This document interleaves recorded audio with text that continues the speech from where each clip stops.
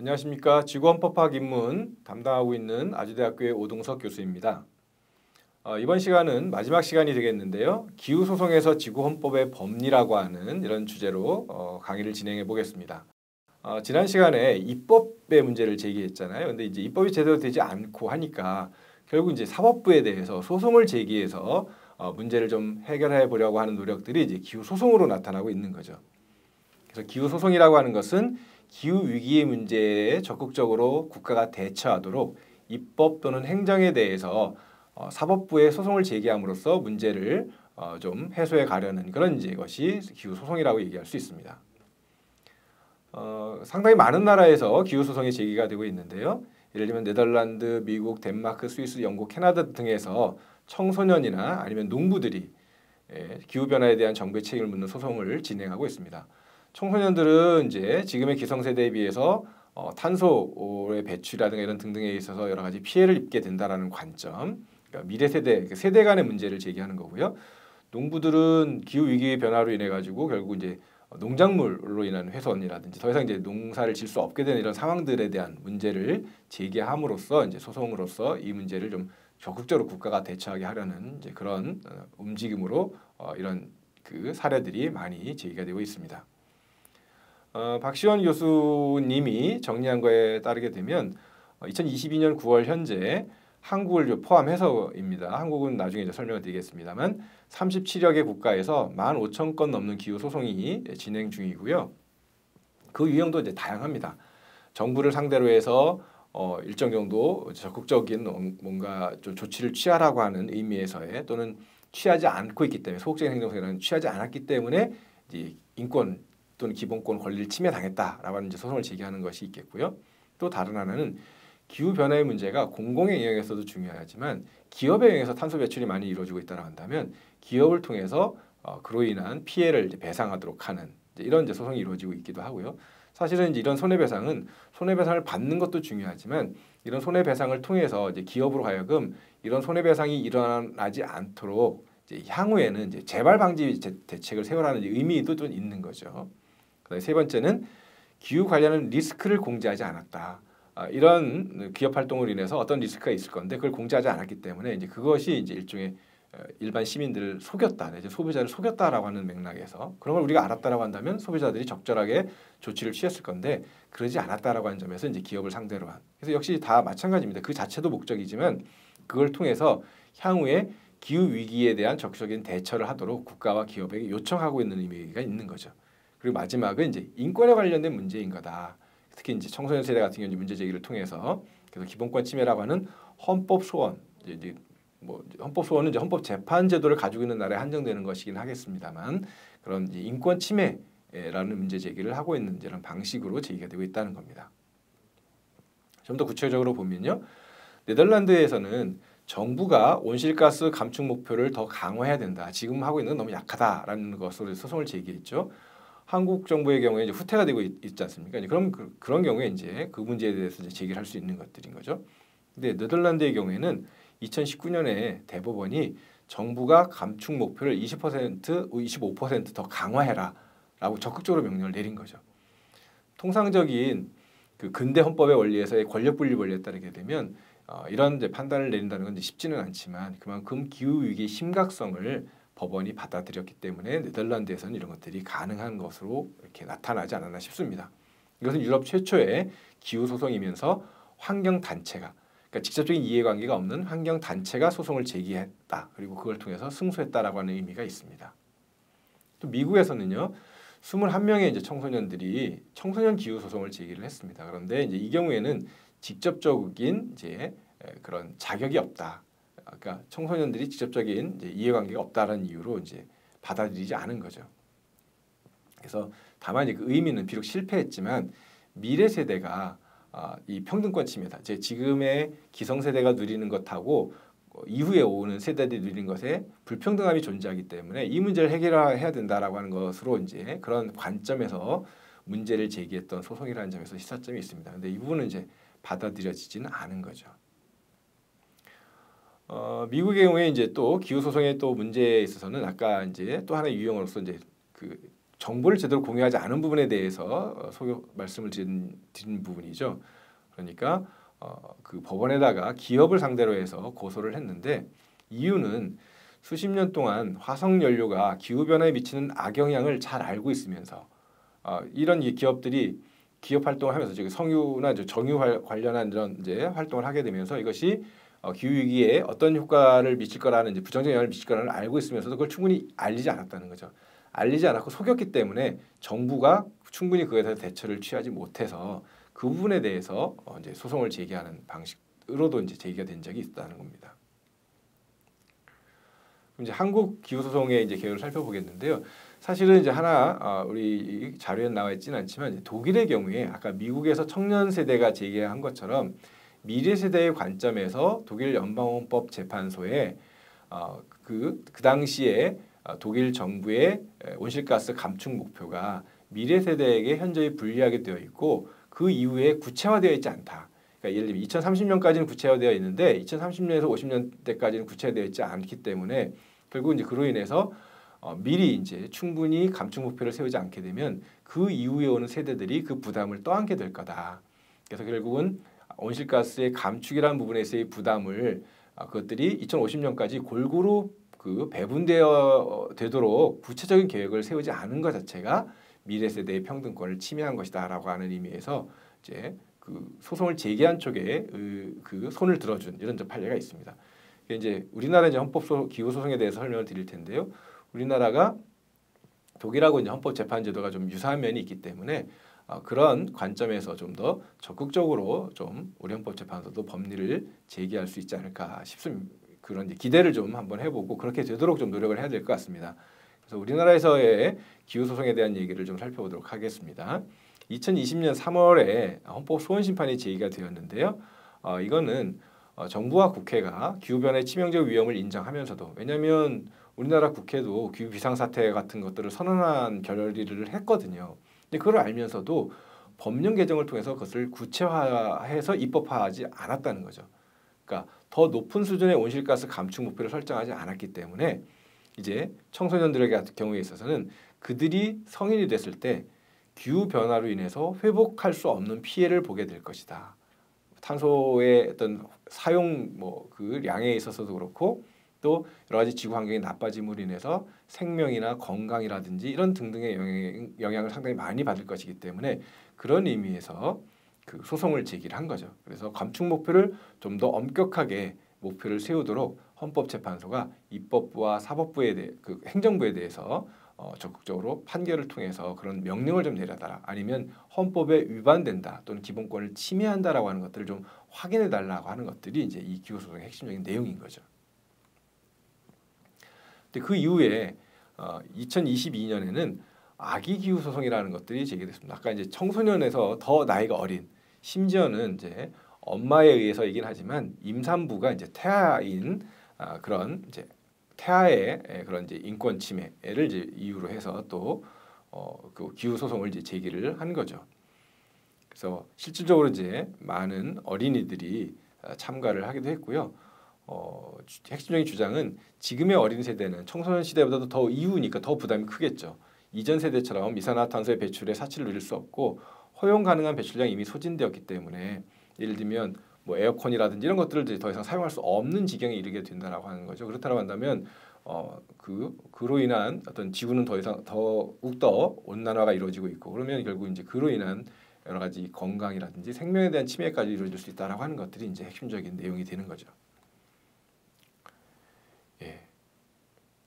그리고 어른들은 지금의 이제 아동들의 그런 미래와는 상관이 없이 결국 기성세대만의 이익만을 위해서 판단을 하고 있고 결국 자신들의 고통에 대해서 관심이 없기 때문에 헌법재판소가 그런 미래세대의 고통에 대해서 관심 없는 기성세대 그리고 현 정부와 국회의 태도에 대해서 그 세대 간의 기후라는 측면에 있었던 지구적 관점에서의 부정의 문제를 시정한다는 의미에서 이 문제를 자신들의 기본권 침해 문제로 좀 다루어 달라라고 하는 것이 그 핵심적인 주장인 거죠.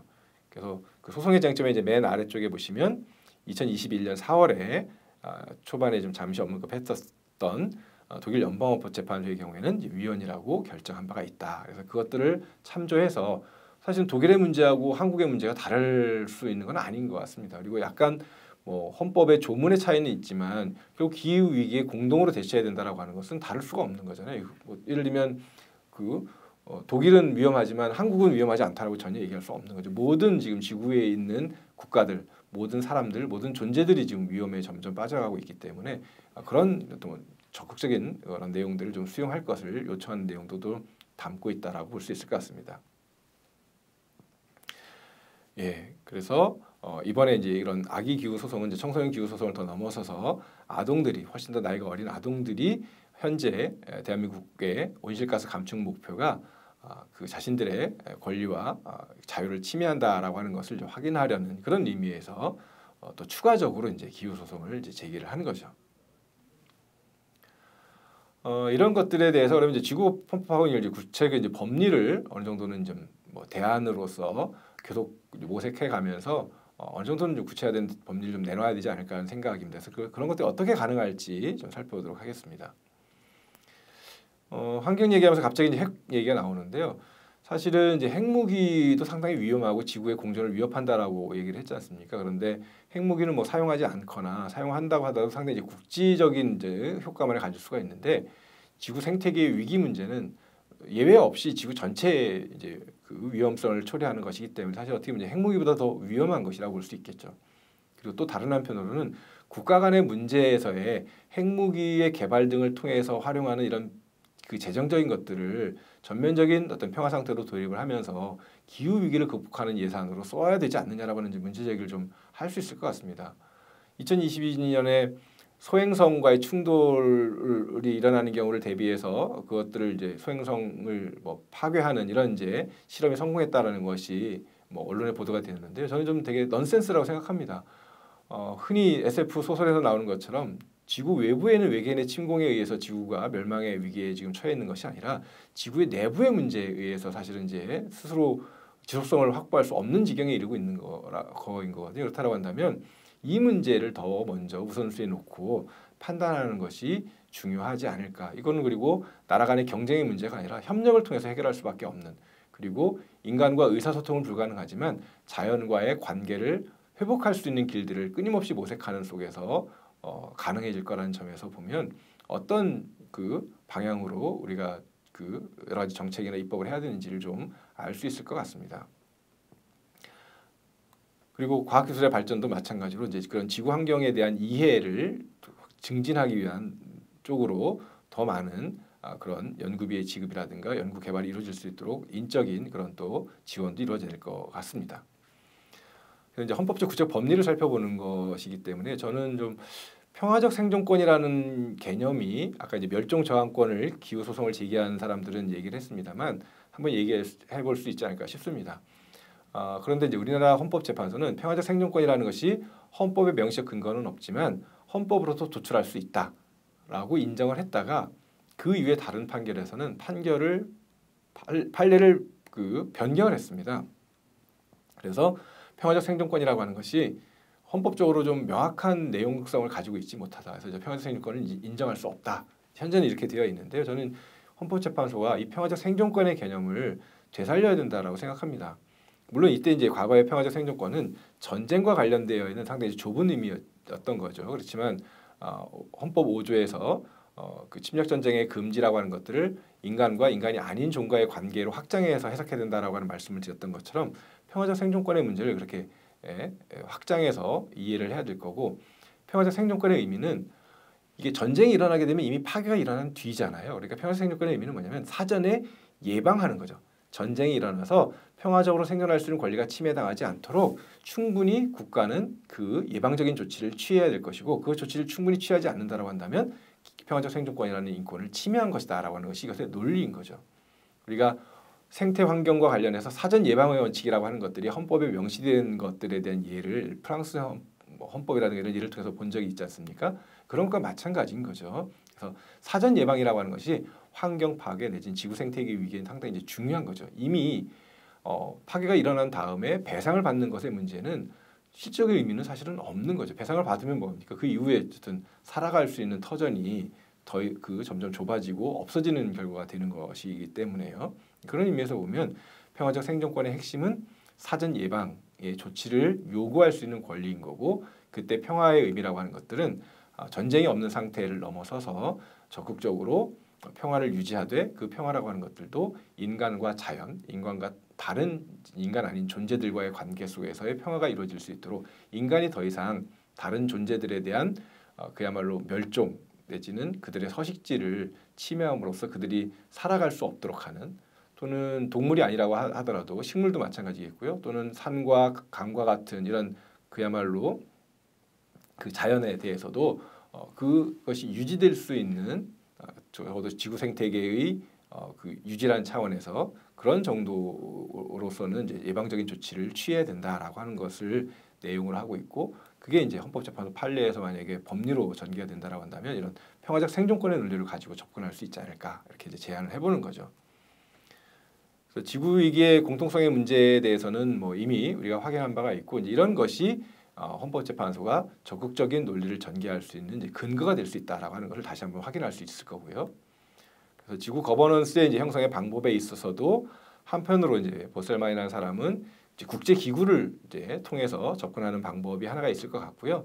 다른 한편으로는 이제 그건 이제 위에서부터 아래로의 방식이라고 얘기할 수 있을 것 같고요. 또 하나는 이제 아래서부터 위로 각국 나름대로의 적극적인, 어떻게 보면 이제 생산적인 경쟁이라는 면에서 지구 생태계의 복원을 위한 노력들을 적극적으로 해야 되는 것이라고 생각해야 됩니다. 더욱이 그 산업혁명 이후부터 시작을 해서 탄소 배출 누정량에 있어서의 어떤 순위를 매길 수 있기 때문에 그 순위에 따라서 더 많은 책임을, 이른바 선진국, 그리고 대한민국은 선진국은 아니지만 그동안의 압축적인 산업 경제 발전을 통해서 탄소 배출의 그런 양이 상당히 좀 적지 않은 것으로 이렇게 통계가 나와 있는데요. 그렇다고 한다면 더 많은 책임 의식을 가지고 적극적으로 그런 노력들을 해나가야 될 것이고, 이른바 개발도상국, 아직 산업 발전이 이루어진 나라들 경우에 있어도 마찬가지로 경제 성장을 이제 하려고 할 거 아닙니까? 그렇다고 한다면 이제 그 관계에서 어떻게 생태적으로 함께 잘 살 수 있는 이런 이제 체제를 만들어갈 것인지에 대한 어떻게 이제 이윤 추구라고 하는 것들이 한 발짝 뒤로 물러서게 되고, 생태계의 보전을 통한 공존이라고 하는 가치와 규범들을 실현할 수 있는 것들이 헌법적 측면에서 확인이 되고 입법을 통해서 구체화되고, 그것이 제대로 이루어지지 않을 때는 헌법재판소와 같은 사법부를 통해서 법리적으로 확인이 됨으로써 적극적으로 촉진하는 이런 과정들이 지속적으로 있어야 된다라고 하는 거죠. 그리고 그것들을 실제로 만들어낼 수 있는 힘이라고 하는 것은 이제 시민에 의해서 나타날 수밖에 없다라고 하는 거죠. 그래서 국제사회에도 사실은 그 힘의 논리가 작동하고 있는데, 힘의 논리보다는 이런 이제 생태계의 보존이라고 하는 관점에서 그 관계가 재형성될 수 있도록 재구조화할 수 있는 것들이 지구 헌법학의 이제 법리적인 이제 논의의 과정인 거죠. 그래서 저는 이제 생태 법 규범을 이제 공유하자, 우리가 공유 커먼스 얘기를 많이 하는데요. 여러 가지 공간적인 의미에서의 그 커먼스 공유를 얘기하는 것을 넘어서서 이제는 규범, 생태적 관점에서의 규범이라는 것은 적극적으로 서로 공유하고 받아들이고 하는 것들이 필요하다. 그래서 그것들을 뭐 국가 간의 경계를 넘어서서 경쟁적으로 서로 이제 좋은 이제 생태적 규범들을 공유할 수 있고 찾아내고 발견하고 공유하는 이런 과정들이 있어야 되는 것들이 좀 우리에게 시급하게 요구된다라고 좀 주장하고 싶습니다. 결국 이제 인간의 존엄과 가치라고 하는 것이 현행헌법의 가장 중요한 이제 개념인데요. 이미 고대 그리스 시대의 희곡에서 노예가 그런 얘기를 합니다. 나도 인간이기 때문에 인간사 어떤 것도 나와 무관하지 않다. 그렇다고 한다면 지구 위에 존재하는 모든 존재들은 인간 이외에도 당연히 지구 위에서 일어나는 일에 대해서 관심이 있는 거고, 그들이 직접적인 인간과 같은 정도의 방식으로 의사를 표현하지는 않지만 거기에 대해서 당연히 존재로서 처우받고 가치를 인정받을 그런 자격이 있다는 거죠. 그렇다고 한다면 인간이 어쨌든 지구상에서 가장 고도로 발달한 이제 그런 존재라고 한다면 가장 높은 또 가장 큰 책임 의식을 가지고, 그리고 이제까지 지구에 미친 영향들을 고려해서 그런 것들을 회복하려는 노력들을 적극적으로 이제는 온 지구상에 있는 인류가 함께 합심해서 만들어내야 되지 않을까. 그리고 그런 것들을 점차 공론화해 가는 과정들이 있어야지만 그것이 지구상의 법 규범으로 자리를 잡지 않을까, 이렇게 생각을 합니다. 여기까지 해서 지구헌법학 입문에 관련된 강의를 모두 마치겠습니다. 수고하셨습니다. 고맙습니다.